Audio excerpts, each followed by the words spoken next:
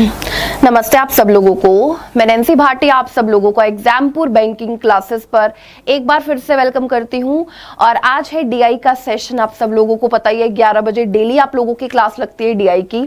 और ये बैच मैं आप सब लोगों को बताऊं, ये ऐसा बैच है कि ऐसा नहीं है कि किसी स्टूडेंट ने जैसे पहले वाले दिन से स्टार्ट नहीं किया तो वो आज की क्लास अटेंड नहीं कर सकता। ये डीआई का बैच है, ये आप लोग कभी से भी स्टार्ट कर सकते हो। मतलब अगर आप आ जाए हो ना तो आपको समझ में आएगा। अगर आपको बेसिक पता है परसेंटेज का, रेशियो का, एवरेज का, तो आप बड़े आसान तरीके से डीआई समझ सकते हो। और ये जो डीआई है ना, हम लोग ये प्री लेवल का कर रहे हैं अभी। IBPS PO and SBI PO pre के लिए एंड आईबीपीएस क्लर्क प्री के लिए। और मैं डेली कोशिश कर रही हूँ कि आप लोगों को एक डीआई आईबीपीएस क्लर्क का कराऊं और एक जो डीआई है वो मैं आप लोगों को IBPS PO and SBI PO का कराऊं। और इतने दिनों से हम लोग करते भी आ रहे हैं इस तरीके से, ठीक है। तो जल्दी से आ जाइए आप सब। गुड इवनिंग आप सब लोगों को, नमस्ते। मैं आप सब लोगों को देख पा रही हूँ। आप लोग अपने दोस्तों के साथ शेयर करते हो कि नहीं लिंक? पहले मेरे को ये बताओ। सब लोग करते हो ना? अपने दोस्तों के साथ शेयर करना होता है लिंक, सेशन को लाइक करना होता है, जो तुम लोग करते नहीं हो। देखो कितनी कम लाइक है अभी। लाइक करो जल्दी से सेशन को, शेयर करो सेशन को, ठीक है। गुड इवनिंग आप सब लोगों को, गुड इवनिंग, नमस्ते। तो शुरू करें सेशन। क्या बोलते हो बताओ? रेडी हो आप सब लोग? बताओ एक बार। रेडी हो? मैं शुरू करूं? डीआई ये तो कराया हुआ डीआई है, ये नहीं करना है। कहीं इस वाले क्वेश्चन को तुम लोग कर रहे हो, ये नहीं करना है क्वेश्चन। डीआई करना है कौन सा, अभी बता देती हूँ। रुक जाओ रुक जाओ रुक जाओ रुक जाओ। हाँ, ये डीआई आप लोगों के लिए। और ये जो पहला डीआई है ना आज के सेशन का, ये मैं करा रही हूँ फॉर आईबीपीएस क्लर्क प्री, ठीक है। 2021 में आप लोगों का जिस तरीके का लेवल रहेगा वो लेवल आज हम लोग करने वाले हैं आईबीपीएस क्लर्क प्री का, और उसके बाद करेंगे IBPS PO and SBI PO का डीआई, ठीक है। तो इस क्वेश्चन को आप लोग पढ़ो। इस क्वेश्चन को पढ़ने के लिए मैं आप लोगों को पूरा 1 मिनट का, पूरा 1 मिनट का मैं आपको समय दे रही हूँ। 1 मिनट का समय है आपके पास। आप इसको पढ़ो, फिर मैं आपको पढ़ाऊंगी कि ऐसे क्वेश्चंस को हम लोग किस तरीके से करेंगे, ठीक है। आप करो पहले जल्दी से।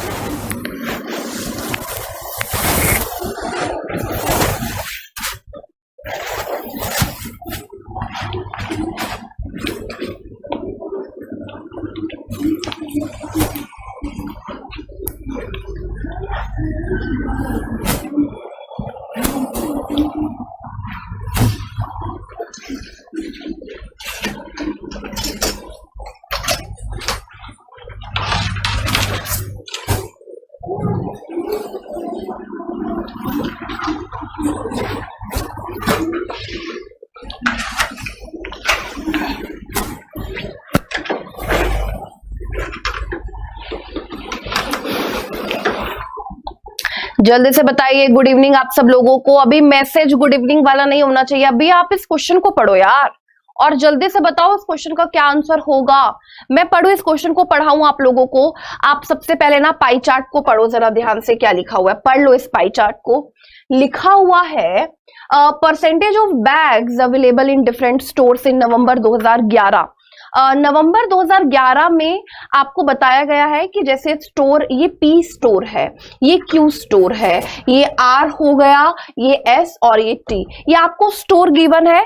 टोटल जो बैग्स है ना स्टोर में जो अवेलेबल है, टोटल बैग, स्टोर में नहीं स्टोर में जो अवेलेबल है टोटल बैग वो 800 है। और हर एक स्टोर में कितने कितने बैग है आपको वो बताया गया है, ठीक है। अब आप इस क्वेश्चन को पढ़ो, आप सब लोग पढ़ो इस क्वेश्चन को, ध्यान से पढ़ेंगे मेरे सब बच्चे। क्या लिखा हुआ है यहाँ पर? इन नवंबर, अच्छा नवंबर की बात कर रहा है। 1/12 of available bag in store Q remain unsold. ये स्टोर क्यू की बात कर रहा है। कह रहे हैं स्टोर क्यू के 1/12 जो बैग है ना वो अनसोल्ड है। आगे बोल रहा है 3/16 of the available bag in the store T remain unsold. T की बात कर रहा है। अच्छा 1/12 क्यू में अनसोल्ड है और जो टी में बैग है उसका 3/16 जो है वो अनसोल्ड है, ठीक है। अब पढ़ते हैं आगे। आगे बोल रहा है how many bags were sold by store Q and T together in November. आपसे बोल रहा है क्यू और टी टुगेदर जो है नवंबर में कितने बैग बेच रहे हैं। तो आप सबसे पहले ही देखोगे ना कि क्यू में कितने बैग है और टी में कितने बैग है। जो सब लोग आंसर बता रहे हैं वो बिल्कुल करेक्ट है, उसमें बिल्कुल टेंशन की जरूरत नहीं है। आपको जो मैं करा रही हूं पहले वो तो देखो जरा। पढ़ो, आ जाओ, मैं इस क्वेश्चन को बता दूं जरा क्या लिखा हुआ है। सबसे पहले क्यू के देखो 24% 800 का, तो 24 इंटू 8 हो जाएगा क्यू के बैग्स। अगर मैं टी के देखूं तो 12% 800 का, तो 12 इंटू 8 हो जाएगा। ठीक है, 1/12 अनसोल्ड है, तो सोल्ड कितने होंगे आप मुझे बताओ। 1/12 अनसोल्ड है, तो सोल्ड कितने होंगे? 11/12 होंगे कि नहीं? 11/12, ठीक है। अच्छा, और यहां पर 3/16 अनसोल्ड है, तो सोल्ड कितने होंगे? 13/16 कितने होंगे? 13/16। तो क्लियर, इसमें किसी को कोई दिक्कत नहीं होगी, ये तो मुझे पता आपको आ ही रहा होगा। 12 दूनी 24, तो ये कितना हो जाएगा? 8 दूनी 16 इंटू 11। आप 16 को 11 से मल्टीप्लाई करोगे तो आपको मिलेगा 276, है ना। और अगर आप इधर देखोगे 8 दूनी 16, 2 6 12, 6 को 13 से गुना करोगे 78 आ जाएगा।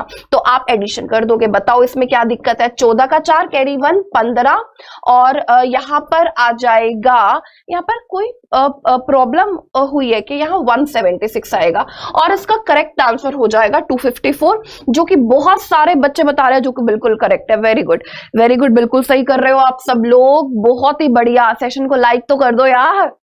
कितनी बार मैं बोलती हूँ, तुम लोगों को समझ नहीं है, खुद को नहीं पता चलता कि लाइक और शेयर करना है। और मैं तुम लोगों को बता रही हूँ, मैं तुम लोगों से फीस ले रही हूँ आज से, ठीक है। क्या फीस ले रही हूँ? मेरी फीस ये है, आप मेरे डीआई का बैच एवरीडे अटेंड करते हो, मेरी फीस ये है कि जो भी एक स्टूडेंट है ना, वो अपने सिर्फ 4 दोस्तों को शेयर कर दे मेरे लिए, ठीक है। आप एक स्टूडेंट अपने 4 फ्रेंड्स को शेयर कर दो कि आप बताओ यार उन लोगों को कि डीआई का बैच शुरू हो चुका है, नैन्सी मैम लेकर के आई है डीआई। ऐसी वैसी बात नहीं है कोई, समझ रहे हो? ठीक है, बिल्कुल एग्जाम लेवल का हम लोग पढ़ रहे हैं, और आपको पढ़ के इतना टाइम पता चल रहा होगा कि कितना मेरा आपको समझ में आ रहा है पढ़ाया हुआ, ठीक है। ये आ गया होगा समझ में। नेक्स्ट क्वेश्चन की तरफ चलते हैं। चलिए, नेक्स्ट क्वेश्चन आपके सामने बताएंगे answer fast.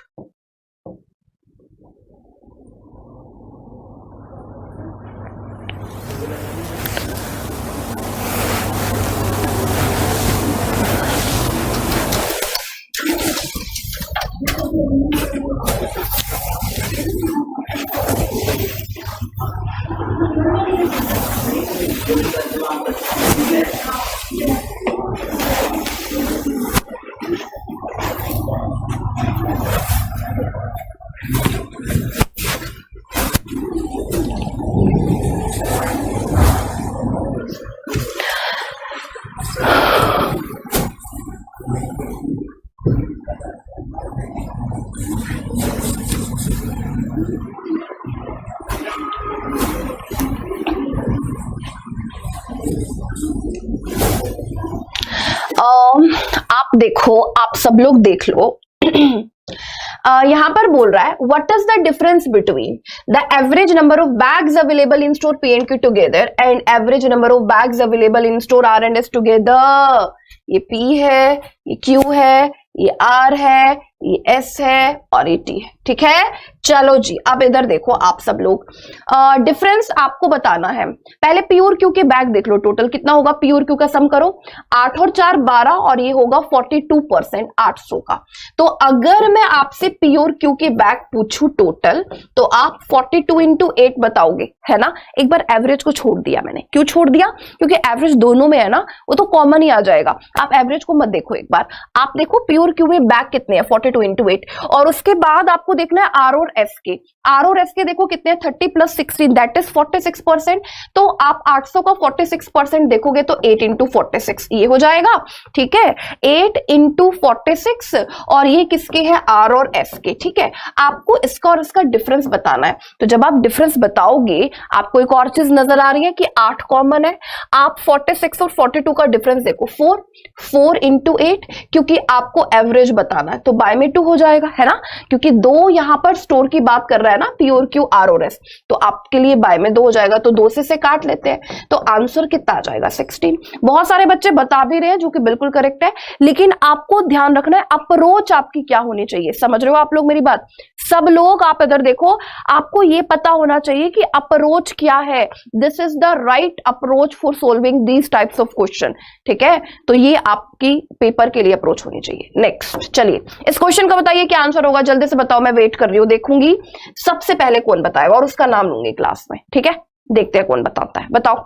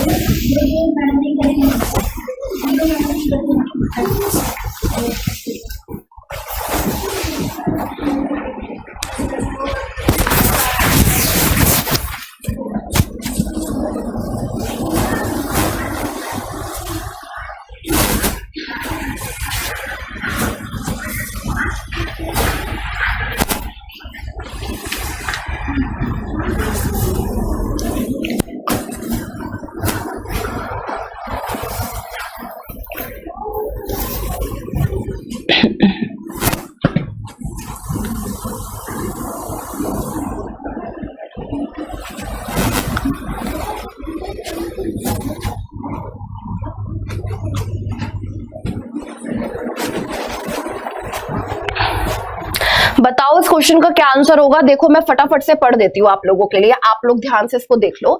The respective ratio between number of bags, the respective ratio between number of bags available in store R in December and same store in November was 7:6। आप देखो आर की बात कर रहा है, ये बात कर रहा है दिसंबर की और ये बात कर रहा है नवंबर की, ठीक है। आपको क्या रेशियो गिवन है, दिसंबर और नवंबर की क्या रेशियो गिवन है, आप मुझे बताओ। 7:6 रेशियो गिवन है ना, ये बात करेक्ट है ना, ये बात बिल्कुल सही है, ठीक है। 7:6 गिवन है रेशियो आर की, दिसंबर की और नवंबर की। तो ये आपको नवंबर का डेटा गिवन है ना, तो आप देखो 30% 800 का, 30% 800 का कितना होगा, 10% कितना होता है 800 का, 80 ना, तो 30% कितना होगा 240 ना। इसका मतलब आपको नवंबर की वैल्यू पता चल गई ना, 240, 6 की वैल्यू गुना 40 किया है, तो यहां भी गुना 40 करेंगे तो दिसंबर का कितना आ जाएगा, 7 चौक 28, 280। इसका मतलब अगर मैं स्टोर आर के दिसंबर की बात करूं तो टोटल बैग वहां पर 280 है, ठीक है। आगे बोल रहा है how many more bags were available in store R in December as compared to November. तो नवंबर में 240 थे और दिसंबर में 280 है, तो कितने ज्यादा है, 40। तो इस क्वेश्चन का आंसर क्या हो जाएगा, सी ऑप्शन 40, ठीक है। तो यह आंसर क्वेश्चन था, सबको समझ में आ गया होगा, क्लियर हो गया होगा, पक्का ना, पक्का, क्लियर। चलो नेक्स्ट क्वेश्चन की तरफ, चलो नेक्स्ट क्वेश्चन आपके सामने, बताएंगे आंसर फास्ट।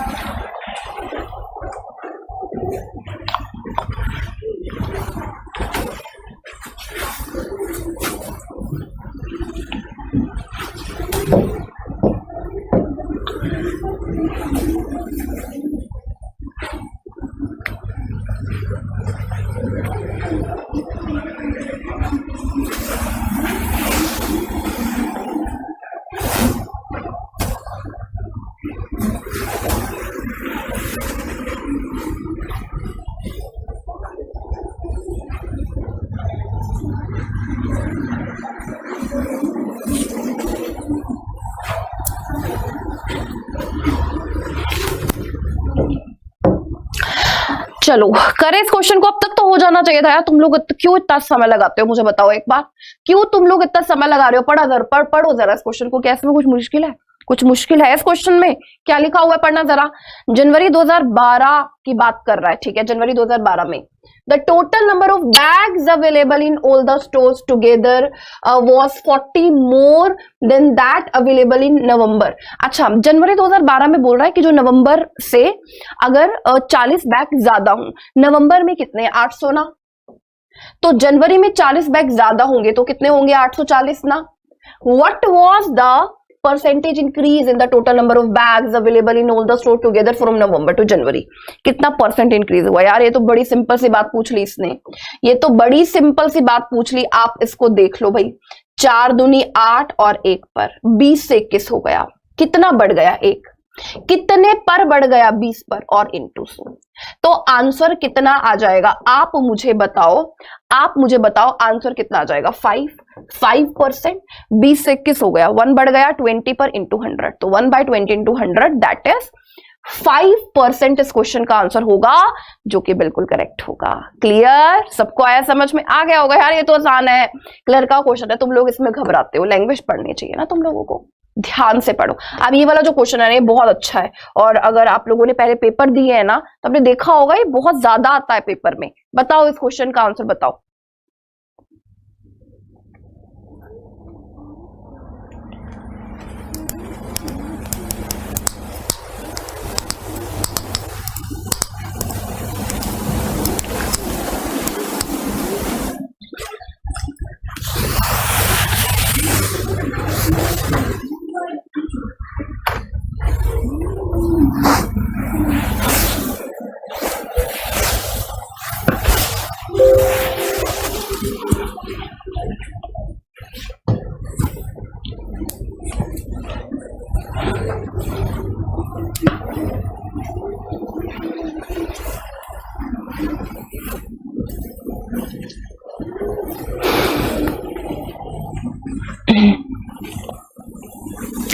पढ़ लिया सब लोगों ने? क्या लिखा हुआ है मुझे बता दो जरा, आप सब लोग मेरे को बताओ क्या लिखा हुआ है। What is the center angle corresponding to the number of bags available in store Q? अच्छा, स्टोर Q पर आ जाओ। 24% आपको सेंटर एंगल बताना है, तो नहीं बता सकते हो आप? मुझे बताओ, सेंटर एंगल नहीं बता सकते हो, सब बता सकते हैं भाई। 24% को कन्वर्ट कर रहा है, तो आप देखो 100% कितनी डिग्री के बराबर होता है? 360 डिग्री के बराबर है। 1% किसके बराबर है? 360/100। आपको 24% को डिग्री में बदलना है, तो इंटू 24। तो बताओ, इसमें तो कोई टेंशन नहीं है। 36 को 24 से गुना करो, 24 का 4 कैरी 2, 6 दूनी 12, 4 दिए 12 और 12 24 और 2 26 का 6 कैरी 2, 3 दूनी 6 और 2 8 बाय में 10 है, तो ये हो जाएगा 86.4। इस क्वेश्चन का आंसर हो जाएगा बी ऑप्शन 86.4। क्लियर? सबको आ रहा है समझ में? पक्का ना? सबको आ रहा है? एक बार मेरे को कॉमेंट सेक्शन में बताओ सब लोगों को आ रहा है कि नहीं समझ में। ये क्लर्क लेवल का डीआई है, आसान है, इसमें कुछ मुश्किल नहीं है, बड़े प्यार से कर सकते हो, बड़े आराम से कर सकते हो। ठीक है, नेक्स्ट क्वेश्चन की तरफ चलते हैं। अगला क्वेश्चन आपके सामने, next question is for IBPS PO/SBI PO। ठीक है, अब इसको ध्यान से पढ़ना, क्या दिया हुआ है।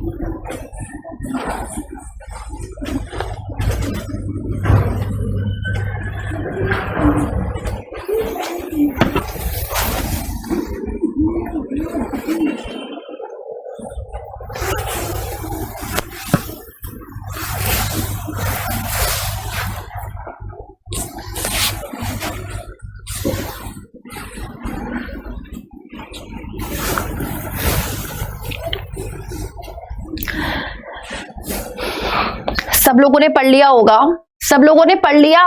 अच्छा देखो, मैं आप लोगों को पढ़ाती हूँ। यहाँ पर क्या लिखा हुआ है, data regarding number of candidate appearing for civil service and engineering service examination in the year 2007, 8, 9 and 10 in the country XYZ। अच्छा इधर देखो, ये ईयर लिखा हुआ है 2007, 8, 9, 10। सिविल सर्विस और इंजीनियरिंग सर्विस, आपसे दो सर्विसेज के बारे में बात की है।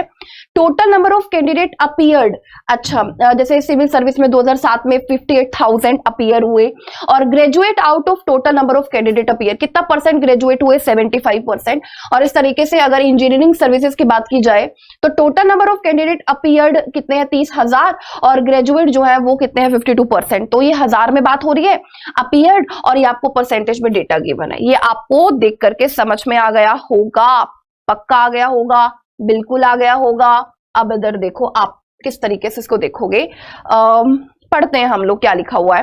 What is the difference between, आपको यहां पर डिफरेंस बताना है। अच्छा किसके बीच में, the average number of candidates who appeared for CS in the year 2007 and 2008। अच्छा CS की ये बात कर रहा है 2007 और 2008 की, and the average number of candidate who appeared for ES in the same year together. अच्छा ES के भी 2007 और 2008 ईयर लेने हैं, और दोनों का एवरेज फाइंड करके आपको डिफरेंस बताना है। तो एवरेज तो कॉमन है ना, बाय में 2 तो आएगा ही आएगा, वो तो कॉमन है, उसको मत देखो। और आज से आप सब लोग एक बात नोट कर लो मेरी, हमेशा इस चीज को ध्यान रखना कि जैसे ये 58,000 है ना, और ये 75% है, 3 0 तो आनी है ना, तो वो आप अपने माइंड में रखोगे, आप उसको लिखोगे नहीं, ठीक है, अपने माइंड में रखो। उसकी जरूरत होगी तो हम लोग जरूर लेंगे, जब तक जरूरत नहीं है हम 3 0 को लिख करके अपना टाइम वेस्ट नहीं करेंगे, ठीक है। तो आप इधर देखो, 58,000 का 75% और 60,000 का 60% आपको लेना है। 58 का आप 75% लो पहले, 58 इंटू 3/4 यही होगा, ठीक है। और अगर आप 2008 में देखोगे 60 का 60%, तो ये हो जाएगा 36। इसमें तो कोई बात नहीं थी टेंशन की, आप इसको सोल्व कर लो। अब 4 से 1 पर जाएगा, 4 चौक 16, 4 से 5 पर, 5 तिया 15, 42 और 1 43, ये आ रहा है 43.5। ये करेक्ट है, 43.5 यहां पर आ रहा है, ठीक है। अच्छा आगे पढ़ते हैं, एवरेज बाद में देखेंगे। And average number of candidate who appeared for ES, अच्छा 30,000 का 52%, आप मुझे बताओ, आप मुझे 30 का 52% बताओ, कितना होगा, 3 दूनी 6, 5 तिया 15, तो ये हो गया 15.6, ठीक है। और 36 का 50% तो हो गया 18, तो आप इसको ले लो, कितना हो जाएगा 13, 33.6। आपको इसका और इसका डिफरेंस बताना है, यही है ना, इसका और इसका डिफरेंस बताना है। तो डिफरेंस कर लेते हैं, 15 में से 6 माइनस करेंगे तो आ जाएगा 9, 12 में से 3 माइनस करेंगे तो 9, ठीक है, ये आ रहा है। और बाय में जाएगा 2, 4 से तो कुछ शुरू नहीं है। मैंने यहां पर क्या कुछ सही नहीं लिखा क्या, मेरे को बताओ जरा, तुम लोग बताओ, जल्दी से बताओ। 36 का 50%, अच्छा ठीक है। मैं ग्रेजुएट क्यों फाइंड कर रही हूँ, अरे मैं ग्रेजुएट क्यों फाइंड कर रही हूँ, मैंने तो क्वेश्चन ही अब पढ़ लिया। तुम लोग बोल भी रहे होगे कि मैम इसमें फाइंड करने की जरूरत ही नहीं है ना, ग्रेजुएट फाइंड करने की जरूरत नहीं है भाई। Average number of candidate who appeared for CS in the year, appeared not graduate, तो अपीयर्ड आप देखोगे CS का तो 8, 6 और 5 11, इतना आ जाएगा, ठीक है। और अगर आप देखोगे ES का तो 6, 3 और 3 6, 66। इनका डिफरेंस देख लेते हैं, 2 11 में से 6 गया 5, है ना, 52,000 डिफरेंस है। एवरेज आपको फाइंड करना है तो बाय में 2, और ये 2 दूनी 4, 2 6 12, आंसर आ गया 26,000। इस क्वेश्चन का करेक्ट आंसर होगा 26,000, जो कि आप लोग बिल्कुल करेक्ट बता रहे हो। ग्रेजुएट को नहीं फाइंड करना था मुझे, ठीक है, मैं समझ गई हूँ, ग्रेजुएट को फाइंड नहीं करना था, पता नहीं, मतलब कभी भी होता है ना, हम लोग कुछ और सोच रहे होते हैं, ठीक है। तो ये आप लोगों ने कर लिया होगा। 26,000 क्वेश्चन का राइट आंसर होगा। नेक्स्ट क्वेश्चन की तरफ बढ़ते हैं, बताइए, इस क्वेश्चन को पढ़िए और जल्दी से, मैं आप लोगों को ना इसको टाइम दे दूंगी, मैं आपको 1 मिनट का समय दे रही हूं, ठीक है, 1 मिनट का, आप जल्दी से इस क्वेश्चन को पढ़ो और मुझे करके बताओ।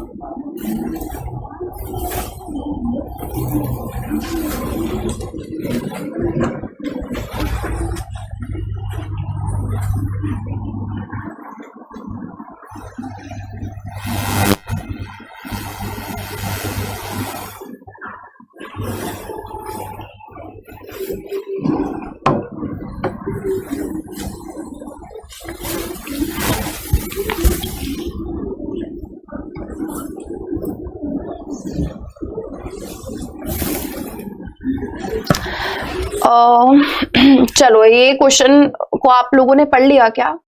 पढ़ लिया? इसका आंसर बताओगे सब लोग? क्या आएगा इस क्वेश्चन का आंसर? चलो पढ़ो इस क्वेश्चन को, क्या लिखा हुआ है। The total number of candidate who appeared for CS and DS together in 2011, अच्छा दोनों में 2011 की बात कर रहा है, टोटल कितने होंगे? was 25% ज्यादा होंगे किससे? Total number of candidate who appeared for the same in 2010, 2010 में कितने अपीयर हुए आप मुझे बताओ? 6, 7 और 4 11, इससे 25% ज्यादा, यानी कि इसका 1/4 आपको 25% यानी कि 1/4 ज्यादा, यानी कि कितना हो जाएगा? 5/4 सीधे ही लिख देती हूँ ना। 4 दूनी 8, 11 में से 8 माइनस करेंगे 3, 4 9 36, 9 5 45, 5 दूनी 10 और 4 14, 145। मतलब अगर मैं टोटल CS और ES के अपीयर्ड की बात करूं ना तो वो आ जाएगा 145। इसके साथ 3 0 है, ये मैंने आपको पहले बोला हुआ है, ठीक है। चलो अब आगे बोल रहा है how many female candidate appeared for both the exam together in 2011। कह रहा है आपने 2011 के टोटल तो फाइंड कर लिए, लेकिन आप हमें फीमेल बताओ, ठीक है। इफ दे फॉर्म्ड, अगर जो फीमेल है वो कितनी है? 2/5 of the total number of candidate appearing, इसका 2/5 है, तो 145 का 2/5 बस आपको करना है। तो आप इसका 2/5 करोगे, 5 दूनी 10, 5 9 45, और ये आ जाएगा 58,000। 3 0 तो है ही, वो आपको लास्ट में लगा ही देनी है। इस क्वेश्चन का करेक्ट आंसर हो जाएगा बी ऑप्शन, 58,000, ठीक है।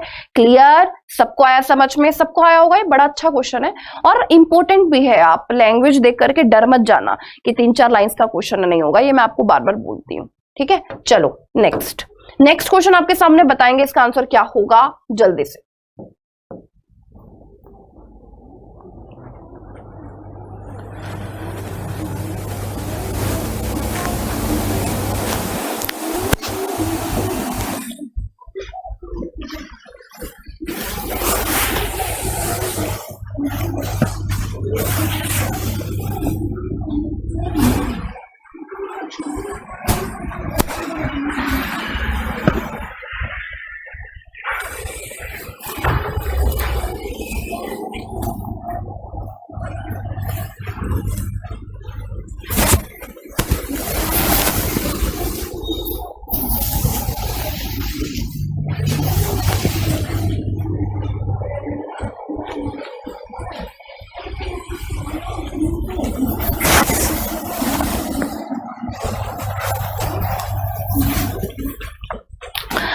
पढ़े इस क्वेश्चन को, अब तक तो हो जाना चाहिए, ये तो आसान सा है। इसमें रेशियो बतानी है, क्या लिखा हुआ है पढ़ लो जरा। व्हाट इज द रेशियो आपको बतानी है, किसकी? Number of graduate who had appeared for ES in 2010। ES in 2010 graduate है 40 का 60%, यानी कि 40,000 का 60%, यानी कि 40 × 3/5, ठीक है। इसकी रेशियो बतानी है। ES मैंने लिखा है ना, ठीक है, in 2010 to the number of graduate who appeared, वो पेड इन CS, अच्छा इन 2010 तो आप देखो CS 76 का 50%, यानी कि 76 × 1/2, 3 0 से 3 0 तो कैंसिल ही हो जाती है, उसको तो लिखने की जरूरत वैसे भी नहीं थी, ठीक है। अब कोई हेल्प अगर करता है तो कर दो, 4 से आप इसको काट लो, 4 से 1 पर 4 9 36, 5 से इसको काट दो, और कुछ 3 दूनी 6 दूनी 12, और ये रेशियो बन रहा है 12:19। देखो ऑप्शन में है क्या? 12:19 है, बिल्कुल है, ये सी ऑप्शन इसका आंसर हो जाएगा। 12:19 बिल्कुल करेक्ट आंसर इसका होगा, ठीक है।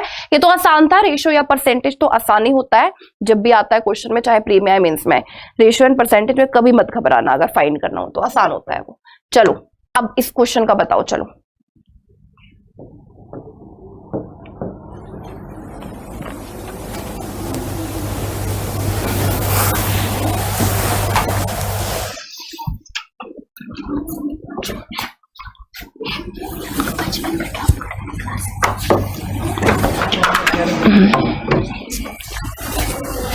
अच्छा अच्छा। हाँ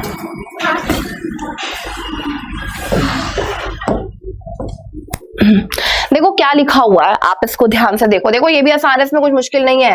what is the total number of graduate who appeared for both CS and as in 2009? Graduate बताने हैं तो 70 का 65% आप फाइन कर लोगे, पक्का कर लोगे। 65% 0 से 0, इसको गुना कर दो यहीं पर। 35 का 5 कहती 42 और 3 हो जाएगा 45, 45.5। ठीक है, हु अपीयर्ड ये हो गया सीएस का 2009 का, और ये 52 का 40%, तो ये हो जाएगा 52 का 40% हो जाएगा 5.2 इंटू 4, तो 4 दूनी 8 और 5 20, 20.8 है ना। आपको टोटल बताना है ना, तो टोटल कर देते हैं, इसमें क्या टेंशन है। 8 और 5 13, 5 और 1 6, और ये आ जाएगा, और 3 0 है ही तो पॉइंट से कट जाएगा 1 0, तो यहां पर ये इसका करेक्ट आंसर आ जाएगा, है ना। आपको 52 का 40% निकालना था, तो 52 का 10% क्या होगा 5.2, और 40% फाइंड करना है तो इंटू 4 दैट इज 20.8, और 70 का 65% तो किया ही है। आपको दोनों का एडिशन करके ये आंसर आप लोगों का आ ही रहा है, आसान है, इसमें कोई दिक्कत वाली बात नहीं है। लास्ट क्वेश्चन आपके सामने 20th क्वेश्चन, मतलब 10th क्वेश्चन आज के सेशन का आपके सामने है। ये वाला तो क्वेश्चन सेम हो गया ना, what is the total number of graduate ही यहां पर पूछ लिया, हो सकता है अगला हो क्वेश्चन। एक सेकंड में चेक कर लेती हूँ, नहीं अगला नहीं है। यही क्वेश्चन जो है मेरे ख्याल से लास्ट होगा। ठीक है, तो मेरे ख्याल से 2 DI मैं एवरीडे कराती हूँ, 1 for clerk and 1 for PO। 2 question है इसमें सेम हो गए हैं ना, तभी करके इस तरीके से हो रहा है। ठीक है, तो आपको आज का जो सेशन है वो 100% समझ में आया होगा, क्लियर हुआ होगा। सेशन को लाइक कर दो, शेयर भी करना होता है। ठीक है, सेशन को लाइक और शेयर आप सब लोग जरूर किया करो, और शेयरिंग जरूरी है। देखो अगर आप लोग शेयर नहीं करोगे सेशन को तो फिर तो दिक्कत हो जाती है ना, क्योंकि एक टीचर का मोरल सपोर्ट वो देखता है कि सेशन पर कितने लाइक हैं और कितने व्यूज हैं, उसी हिसाब से एक टीचर डिसाइड करता है ना। तो व्यूज तभी होंगे ना जब आप लोग शेयर करोगे, अपने दोस्तों को बताओगे। और मैंने आपको बताया ही है, हर एक जो दोस्त है, मतलब हर एक जो इस बच्चा इस क्लास में आता है, वो अगले 4 बच्चों को बताएगा। समझ रहे हो आप लोग? नेक्स्ट 4 स्टूडेंट को बताना आपकी जिम्मेवारी है, यही आपके DI के बैच की फीस है, अगर आप लोग इसको अटेंड कर रहे हो तो। ठीक है, आज के लिए इतना ही, धन्यवाद, बाय बाय, नमस्ते।